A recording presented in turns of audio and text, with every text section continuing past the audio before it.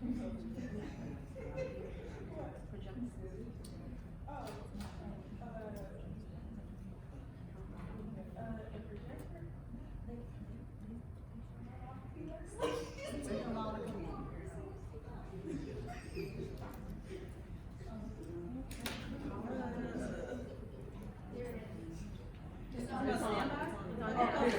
on standby? Uh-oh. Okay, so let's turn it up. Oh, here you go. All righty. Hello, everybody. How are you doing? I want to thank Maisha for inviting me. It's funny how the universe puts you where you should be, when you should be there. I met Maisha 3 years ago at Black Business Women Rock conference. We sat next to each other at a workshop. And then she reached out, we followed each other on Instagram. She reached out to me, she said, "You remember me?" I'm like, "Yes, I do." So it's funny how the universe puts you, like I said, where you need to be when you need to be there. And so today I know we're talking about, reality check, get your hustle on. And so, but I want to talk to you about toxic beauty. And you're probably thinking, well, what does that have to do with getting my hustle on and getting a reality check? Well, I'm going to show you some things, because when you're trying to level up your hustle or trying to take your side hustle to your main hustle, there's some things that we need to know about our beauty and our skincare that can kind of sideline us. So I want to make you aware of it so that we can continue to get our hustle on and level up our hustle. Okay, so did you know that women of color are disproportionately affected by toxic beauty products? The chemicals that are in the products that are marketed to us are affecting our health more so than white women or any other ethnic group. So Black women have a higher rate of reproductive disparities than any other group. We've heard when Michelle Obama was going out doing her book tour, she opened up and she revealed about her fertility problems and how Sasha and Malia are fertility babies. We've heard about other women having trouble, Black women having trouble having babies. I know my mother's generation and my grandparents' generation, they wanted to have a baby, they sneezed, and boom, they were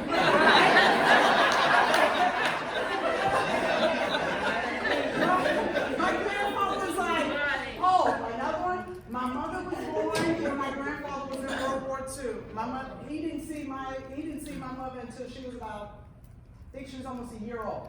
Then he came home and they sneezed and boom, she got pregnant again, right? So then my uncle was born and he was about 3 months old because then my grandfather was out to sea again. So but now we're starting to hear about Black women having problems with fertility and having babies. Same thing with Gabrielle Union. We hear her story. She had to have a surrogate because she couldn't carry. Okay, so breast and cervical cancer, well, breast cancer and cervical cancer combined, they're the #2 killer of Black women. #1 killer is heart disease, and Randy, you could probably attest to that. So that's the number, those two, the two female cancers are the #2 killers of Black women. And now they're starting to say, they're linking it to the cosmetics and the toxic ingredients in the cosmetics that we use. Now, the reason why they're just starting to link it to that is because when they do studies, they do it on European women. They do it on Scandinavian women at that. They don't even do it on, say, African women or anything like that. So that's why now studies are just now starting to come out about the disparities. And we're more likely to have uterine fibroids. We are 80% more likely to have fibroids than any other group.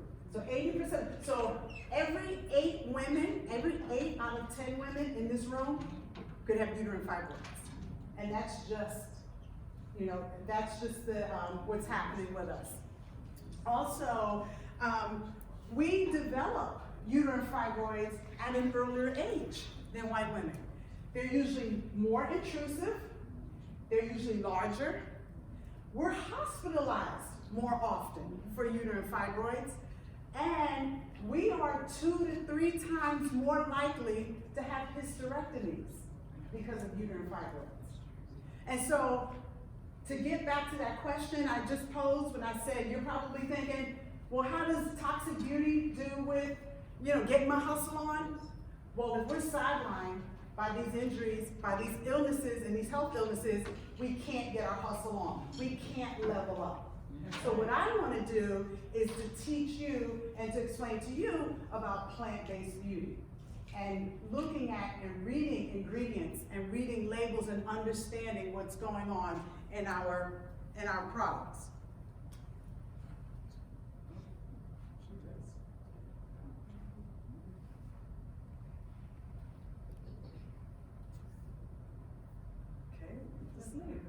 There we go. Okay, so according to the American College of Obstetrics and Gynecology, the toxic chemicals that are in our products, it affects our fertility, it affects our pregnancy, it affects the baby. A lot of them are neurotoxic, fetotoxic, it affects the baby, it affects the development, and it also causes cancer. It mimics our hormones. And it also, they're called, when you hear the word hormone disruptors, that they sometimes will mimic a hormone so that it'll say, hey, you have enough hormone X. You don't need that anymore, and which your body does. Or it might mimic and say, oh, you don't have enough hormone X, let me make more, and which your body doesn't need that. So those are where they mimic your hormones and they disrupt your hormones. Okay, so plant-based beauty, and I live a plant-based life. I eat plant-based. I don't like to say I'm vegan because, I like leather. I don't believe in I don't believe in killing animals. I do like my leather, so I say plant-based. I don't like to say vegan. I say I'm plant-based. So which means that if it comes from a tree, if it comes from the ground, I'll eat it. I like that old Dick Gregory. He used to say, if it piss, poops, or has sex, I'm not eating it. So I like to use plant-based ingredients, and in my product line, that's what I do. I use plant-based ingredients, and they improve the health of your skin. The tone, the texture, the suppleness of your skin. I started my business with my son and my husband. They have eczema. The over-the-counter stuff, they tell you, oh, use, I don't want to say any brand names, but use this one, use that one, and they're nothing but petroleum. Petroleum is a byproduct of making oil and grease to lube mechanical things. I don't know why we want to use that on our skin. But I will say, I know all of us in here probably, we had that gasoline. And I grew up in New York, back east. So when we would go out in the morning time, and before you walk out the door, your mama slathered you. You walk out, you look like a greasy piece of chicken when you walk out the door. And then the steroid creams actually make it worse. So when I'm at the pharmacy one day, and the pharmacist is an Asian guy, and he says, well, let me tell you about how to use this. So I'm like, okay, it's a cream, right? I just rub it on them, and it's a cream. He says, well, you have to 2 weeks on, and then 2 weeks off. And I'm like, well, why is that? He said, because it stops the growth of your skin. I'm like, what? He said, yeah. He said, the steroid cream, and that's their solution to eczema. Let's stop the growth of your skin for 2 weeks so that we can relieve you. But then what happens is your body goes through a withdrawal addiction cycle. So that's why they have to keep giving you more and increasing your prescription. And over time, it just makes it worse. So I thought, there's got to be a better way. My grandma's from the South. She used to whip up this stuff. We used to laugh and call it old grandma, old wives, remedies and stuff. And she would never give it a name. She would say, go over there in that cabinet, move over that blue bottle, and then behind there you'll see a gray bottle with a sprig of peppermint in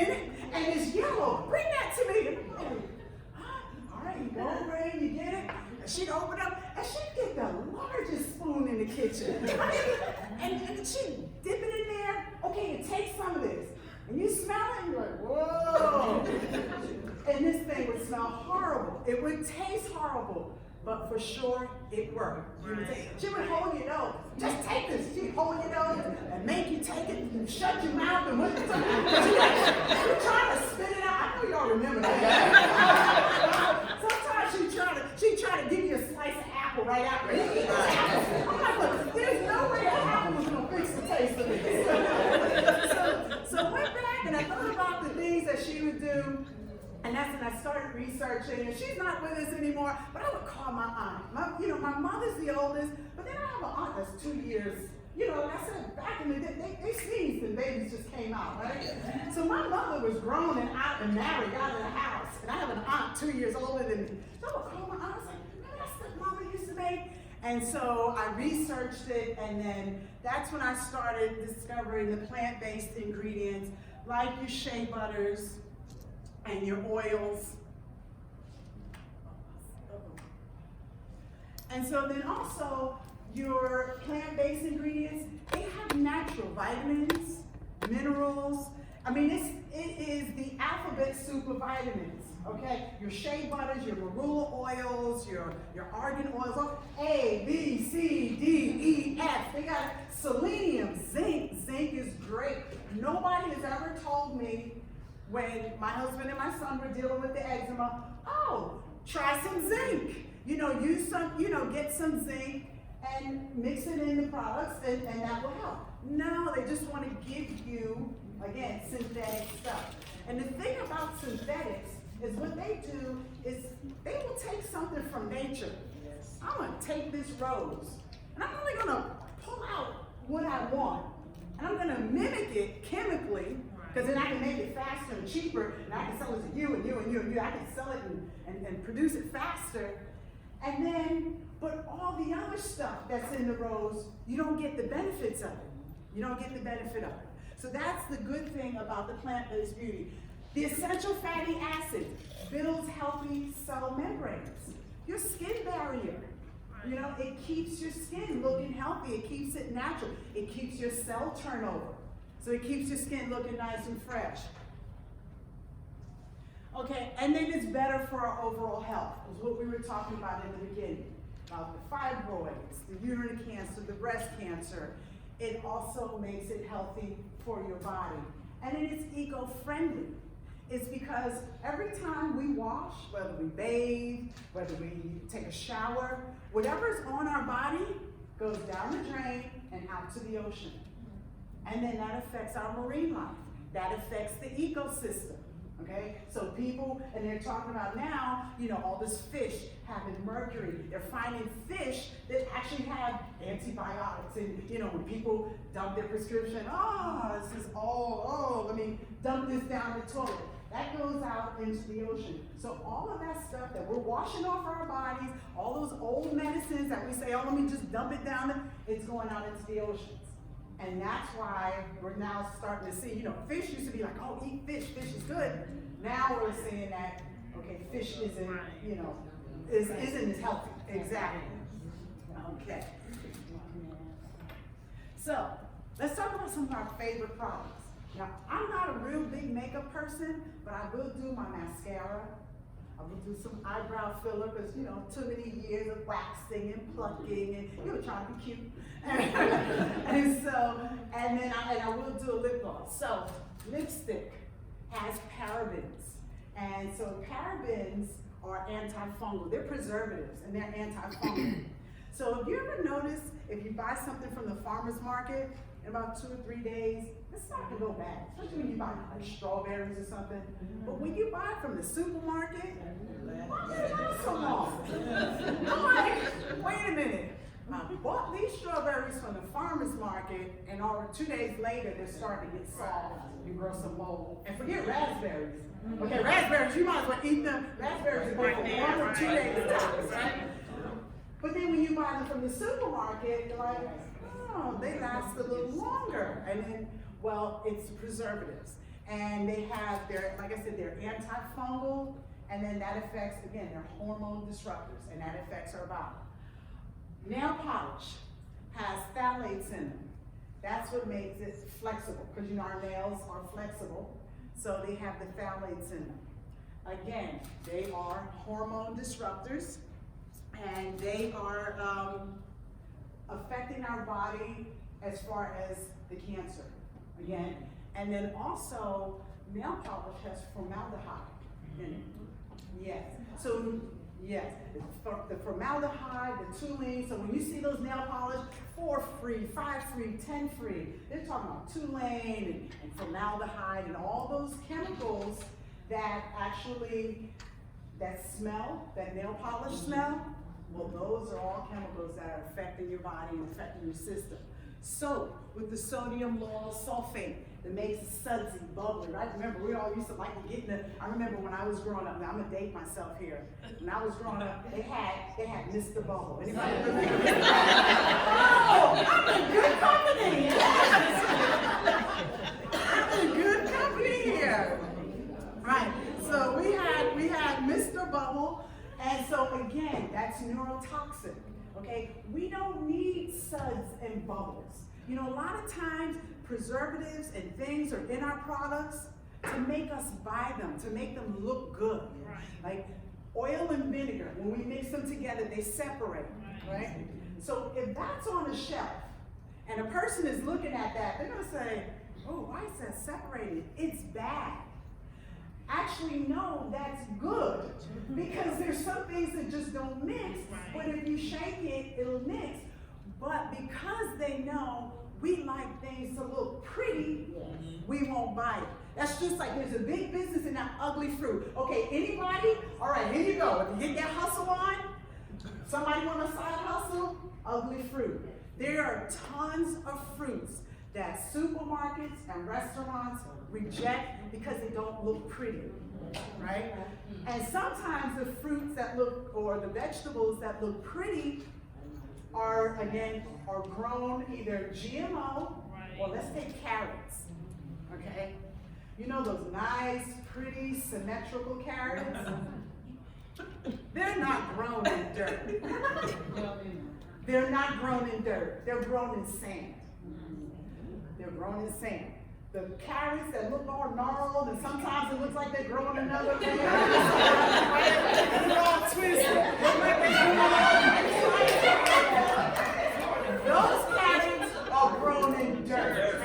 Okay? So when you see that real pretty symmetrical carrot, think about that sand. And when you see that gnarled carrot, you know, sometimes people post them on Instagram and they'll like put little eyes on them or something because it almost looks like a body because they got all these protrusions on it. Those are carrots that are grown in dirt. And we get vitamins and we get minerals from the soil. We've become so sterile, like, oh, don't touch, oh, where's my antibacterial? We've become so sterile, you know what I mean? Some dirt is good for us, you know? Some dirt, you know, it helps to build our immune system. So some dirt is good for us. Foundation, petroleum and mineral oil. Again, that's made from crude oil. Again, these things are neurotoxic, you know, they're carcinogens, or they're cancer causing. Perfume and the synthetic fragrance. You know, we buy our fragrance, our favorite perfume, right? And then it'll say, it has this, this, this, and fragrance. When you see that word fragrance, run the other way. Because that, I'm sorry, I didn't mean to upset your appetite. I'm sorry. Okay, so when you see that word fragrance, there can be over 3,000 chemicals that cosmetic chemists can use. They can go to the shelf, pull this, pull that. There's over 3,000 chemicals under that one word fragrance. Yes. And they can get away with not putting it on the label because it's a trade secret. I'm not going to tell you how I make my thing because you're going to steal my scent. You're going to steal my aroma. So that's how they get protected, by having all these toxic chemicals in our products that we don't know about. And then the shampoo and relaxers. Well, you know the relaxers with the lye. Right. So we've all had that. But at one time we've had that bad experience when it was left over too long. No, it's working. No, it's working. It's working. No, it doesn't. And so they have the shampoos and your relaxers. They also have formaldehyde releasing chemicals in there. And so all of us pretty much, if you're not, even if you're not in the scientific world, we know formaldehyde when we think of what? Embalming, right? So really, do we want that same kind of chemical product? Okay, so we as Black and brown women, we deserve better. The natural skincare market is a $16 billion market. But who do you always see the face of? Natural skincare, not us. I rarely see me. Well, it wasn't until Rihanna came out with Fenty that, we got 1,000 shades now, and then everybody's now jumping on the bandwagon, and not that because they care about me or you, it's that, no, they care about that green. That's what they care about, that green. So the industry, like I said, is a $16 billion industry. We're not even represented in the industry. I'm on a board of a committee, it's the Global Wellness Institute. It's an international committee, and there are people from all over the world. We meet once a month, and it's called Beauty Meets Wellness. There's me, there's a Latina woman, I think she is from Ecuador, and then just recently another African American woman joined the board. These are people, these are decision makers, as they say, sitting at the table, making these decisions on what are we going to put out that's the trend. What are we going to put out that this is the trend for 2020? This is what we're going to promote for 2020. And then there's only 3 of us on the board, 12 people. And just this year, they decided, you know what? Our board has a diversity issue. I think we need to address that. Oh, really? Yes. So, and that was one of the reasons why I joined the board. So we have to, and African American women, we spend 9 times more money on cosmetics than any other group. Because one, how many times we bought that hair product? Oh, this is gonna do for your hair, and it didn't work. Oh well, here's $30 down the drain. How many times we bought that makeup? Oh, this will match your shade. Nope, there's some more money down. And so the reason why we spend so much money on cosmetics is because we're testing and we're sampling, and we're also always constantly buying and testing and sampling. Okay, so we need to demand better with our dollar, meaning putting our dollar to companies that are looking at us, marketing to us, and understanding our skincare needs. Because actually, Black and brown women, our skincare needs are different than white women. We have more melanin, so which means we have more moisture in our skin. The melanin size is larger. And because of our melanin, we have natural SPF. Now, I'll say this. Don't go outside into the beach and like, oh, my melanin is going to protect me. Okay? Okay? Our SPF that we have in our skin, and actually it varies depending on your shade, but our SPF in our skin is, maybe about 10 or so. We still need sunblock, okay? We still need sunblock because although we have natural SPF, we do get skin cancer. But because we think my blackness is protecting me, yes, we're diagnosed later. When we're at stage 3, stage 4, and our outcome is worse. So we sometimes are dying of cancers that white women and white people are not dying from because we just take it for granted that melanin is protecting them.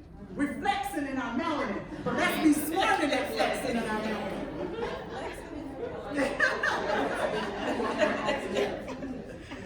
So this is why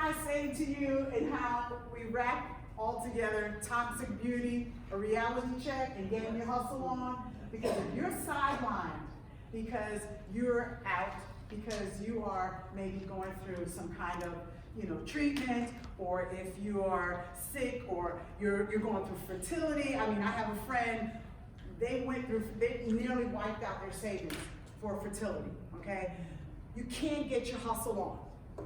You can't level up, turn your side hustle to your full-time hustle, and level up your full-time hustle.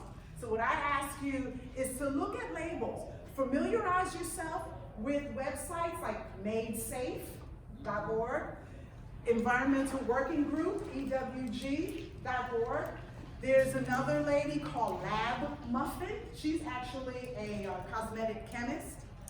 And familiarize yourself with these sites and look at what these chemicals are and see, hey, is this good for my health or if it's bad for my health?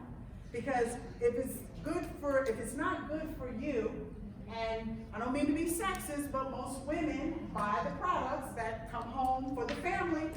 So not only are you can potentially getting sick, your partner, your children, your grandmama, or whoever else lives with you. So let's familiarize ourselves with these chemicals and with these websites. I've been in the store with my phone, having one of the apps open, and I'm in Whole Foods. Wait a minute. And I'm looking at labels, and sometimes people look at me like I'm crazy. But I'm like, let me look at this label. Let me look at this label. So let's familiarize ourselves with these things, phthalates, the sodium lauryl sulfates, and all those ingredients. And let's do better with ourselves. I see I'm getting on here. Go ahead, yep. I was going to ask you to repeat the website again. Okay, EWG.org, which is Environmental Working Group.org. And there's Lab Muffin. And then there's also Made Safe. So you can look at those, and then they will have, you can just even Google Toxic 10. And there will be ingredients that they should say you should steer clear of. And so if we want to level up and we want to get our hustle on, we got to be healthy to do that. We have to be healthy to do that. And it's just one thing I want to leave you with, and I want you ladies to remember this. This is my mantra. We are queens. Yes. Okay? Mothers. Yes. Cleopatra Jones, Foxy Brown, and Mahogany. That's right. We own our black girl magic, and we are blessed with beautiful black skin. Yes.